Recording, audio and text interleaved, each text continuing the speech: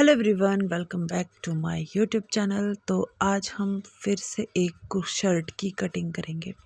तो इसके जो पैटर्न है वो सीधा ही है, तो बस इसको इसे सीधा ही मैं बिछा दूंगी सेंटर पॉइंट निकाल के, क्योंकि इसमें गले का डिज़ाइन है। तो उसको सेंटर में रख के पूरा पूरा और मैं इसको कुछ इस तरह से बिछा दूंगी। तो बैक पैनल भी काटना है, तो बैक भी हमारे पास उतना ही होना चाहिए जितना फ्रंट हो। तो मैं अब दोनों को बराबर से नाप के सेंटर पॉइंट लेके इस तरह से बिछा लूँगी, और जितनी हमारी लेंथ है उस हिसाब से इसको ले लूँगी। तो हमारी लेंथ यहाँ पे 42 के करीब है। तो जो हमें तैयार चाहिए उसमें हम आधा इंच एक्स्ट्रा रखेंगे और उसे इस तरह से बिछा लेंगे। और बैक पैनल भी हमारा उतना ही होना चाहिए जितना फ्रंट है, उससे 1-2 इंच एक्स्ट्रा ही होना चाहिए, क्योंकि हमें नीचे से फोल्ड भी करना है। सामने वाला तो हमारे पास फोल्ड है ही, तो हम इतना रखेंगे कि वो फोल्ड भी हो जाए। और जितना फ्रंट होगा उससे थोड़ा सा बैक पीछे वाला पल्ले की तरफ से बड़ा होगा। तो बस अब लगाएंगे निशान। तो जो हमारा तीरा होगा हम उसका हाफ करेंगे। सबसे पहले कमीज की लेंथ, उसके बाद तीरा। जैसे तीरा हमारे पास 14 है तो हम 14 का हाफ करेंगे और 7 इंच पे तीरे का निशान लगाएंगे। ये सबसे पहले मैंने इसका बराबर लगा लिया है। तो इधर से भी लेंथ नाप लूँगी मैं, और सबसे पहले लगाएंगे तीरा। तो तीरा हमारे पास 14 है, उसका हाफ 7 हुआ। और हाफ इंच डाउन करके लेंगे हम, जहाँ ये 7 आएगा वहाँ से मैं हाफ इंच डाउन करूँगी, जो हमारे जिससे हमारा शोल्डर नहीं गिरता है। इसको हाफ इंच डाउन करके उसके बाद में 1 इंच एक्स्ट्रा लूँगी। जैसे तीरा हमारा 7 था और नीचे की तरफ मैं 8 इंच लूँगी आर्म होल के लिए। तो ये हो गया आर्म होल। और ये जहाँ पे 8 का निशान लगाया है उस 8 हमारे पास तीरे के बराबर ही होना चाहिए, उसको मैं बाद में देखूँगी। उसके बाद हम दूसरा निशान ऊपर से 14 पे लगाएंगे, और उसके बाद जो 8 लगाया था उसके बाद दोबारा से ये 14 या 13 पे लगेगा, जितना भी हमारे लेंथ के हिसाब से, जितना भी उन्हें उनका हिप का निशान जहाँ भी आता हो, जहाँ से उन्होंने चाक ओपन रखने हो। तो यहाँ से भी हम 7 ही लेंगे जितना ऊपर से लिया था। वहाँ पे भी जो 8 लिया था वहाँ पे भी, यहाँ पे जहाँ पे 8 आया था उस लाइन पे, और यहाँ पे हमारा कमर का निशान होगा। तो ये कमर का निशान लगाएंगे यहाँ पे। तो यहाँ पे चेस्ट हमारी 40 थी, तो हमने उसका 4th पार्ट लिया 10 इंच। और कमर हमारी 35 थी, तो उसका 4th पार्ट। और हिप हमारी 42 थी, तो उसका 4th पार्ट 10.5। तो इसमें 2-2 इंच हम एक्स्ट्रा ले लेंगे इस तरह से, और इस पे निशान बना लेंगे। तो जो ये हमने 7 और 8 का एक बॉक्स बनाया था सबसे पहले, वो हम सीधा करेंगे। वहाँ पे हम आर्म होल की गोलाई देंगे। तो ये सब हमने, और यहाँ से और नीचे पल्ले की तरफ भी स्ट्रेट करेंगे। सबसे पहले हम ये जो हमने पॉइंट बनाए थे इनको हम डार्क कर लेते हैं। और ये देखिए, ये जो मैंने यहाँ 7 रखना था ना, उस पे 7 पे मैं ऐसे करके इसको ऊपर के साथ मिला दूँगी, और यहाँ पे इस तरह से गोलाई दे दूँगी 1.5 इंच पे।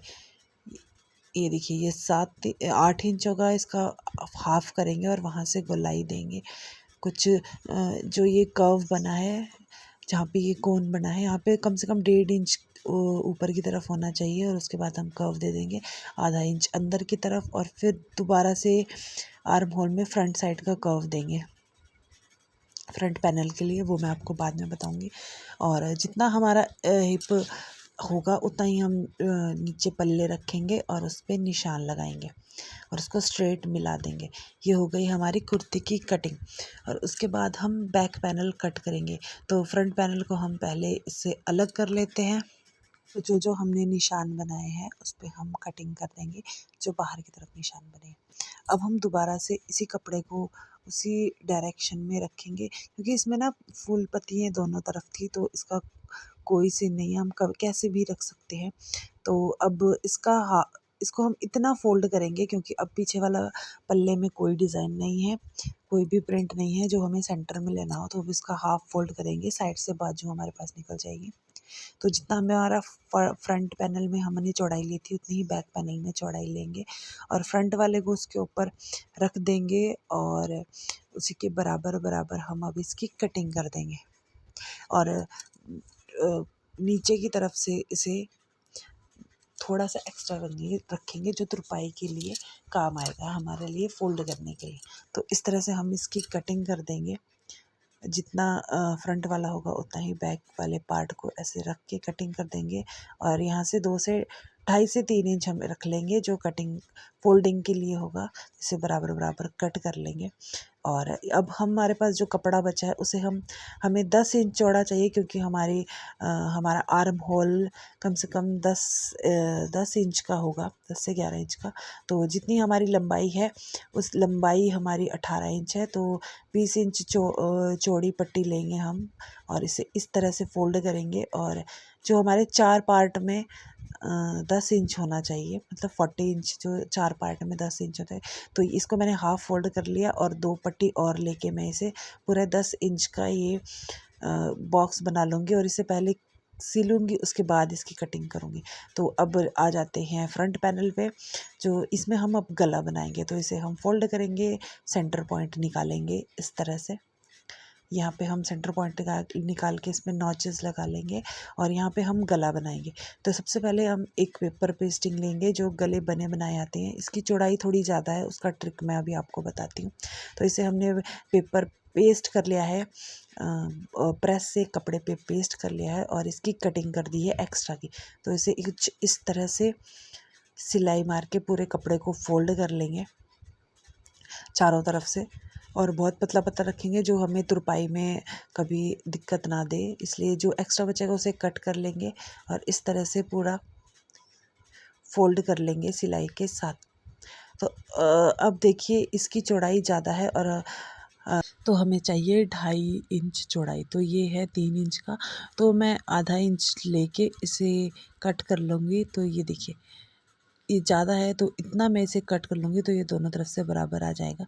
तो इस तरह से मैं इसका सेंटर से इतना सिलाई के साथ ऐसे ऊपर से चौड़ा और नीचे की तरफ पतली पट्टी करके निकाल लूँगी, जिससे इसकी चौड़ाई कम हो जाएगी। तो ये देखिए ये मैंने 5 इंच पे कर ली है, जो कि 6 साढ़े 6 इंच की, तो 1 इंच मैंने अंदर की तरफ सिलाई कर दिया।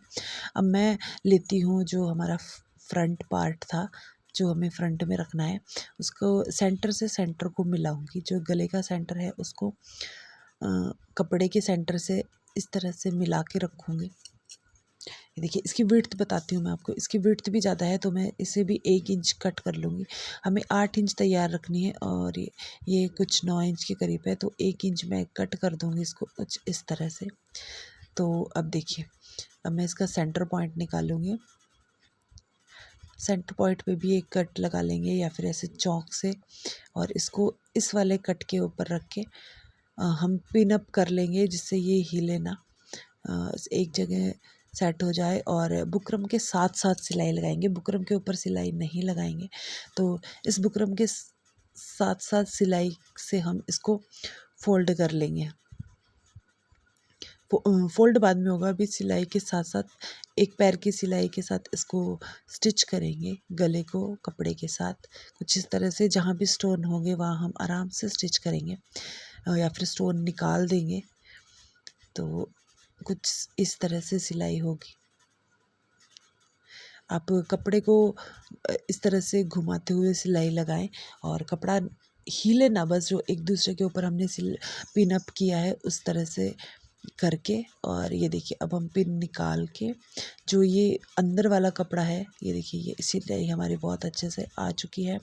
तो अब ये जो अंदर वाला कपड़ा है इसे हम एक एक थोड़ा थोड़ा दूरी पे कट कर देंगे, क्योंकि अभी हमें इसे पलटना है। फ्रंट साइड से ही हम हमेशा गले को जोड़ते हैं, जिससे वो फोल्ड होके बैक साइड की तरफ चला जाए।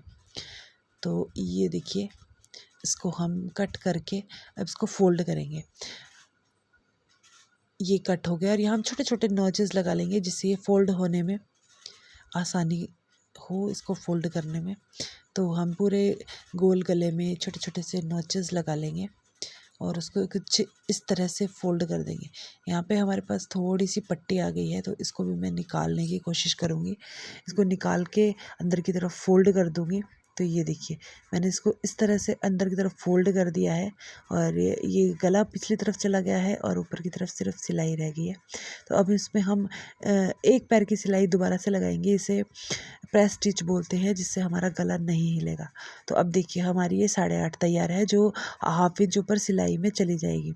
तो इसका हम दोबारा से देखिए इस तरह से मैं इसका गला नाप के बैक वाले गले को भी मैं इसी के बराबर कट करूँगी। तो ये देखिए इसकी चौड़ाई हमारे पास जितनी भी आएगी। अब जो मैंने कटिंग करते हुए जो अंदर की तरफ शेप दी थी उसको मैं इस अभी अलग कर दूँगी और ये बैक पैनल पे हम गला कट करेंगे।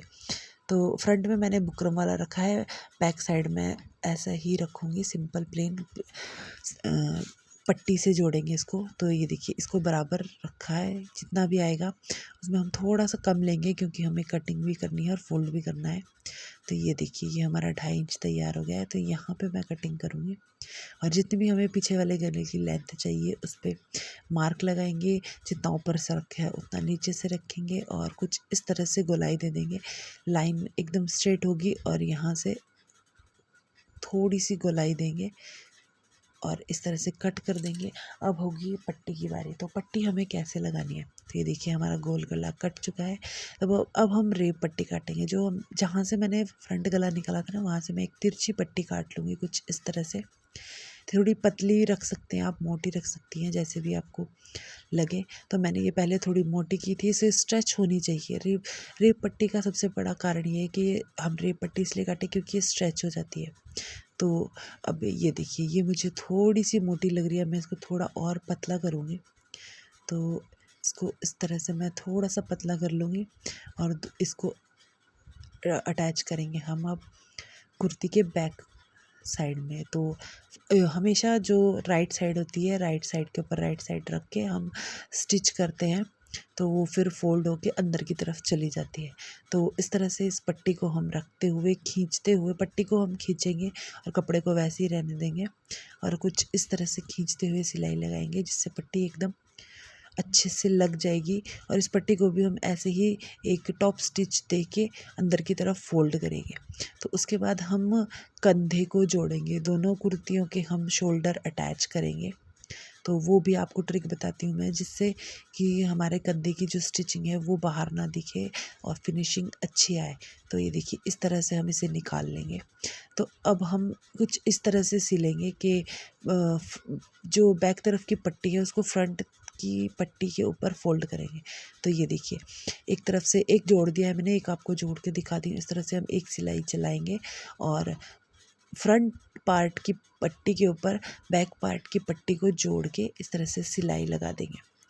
तो ये कुर्ती हमारी तैयार हो चुकी है। अब हम इस दोनों को जोड़ के जो भी हमने निशान लगाए थे उनको दोनों तरफ निशान लगा लेंगे और उस पर सिलाई लगाएंगे।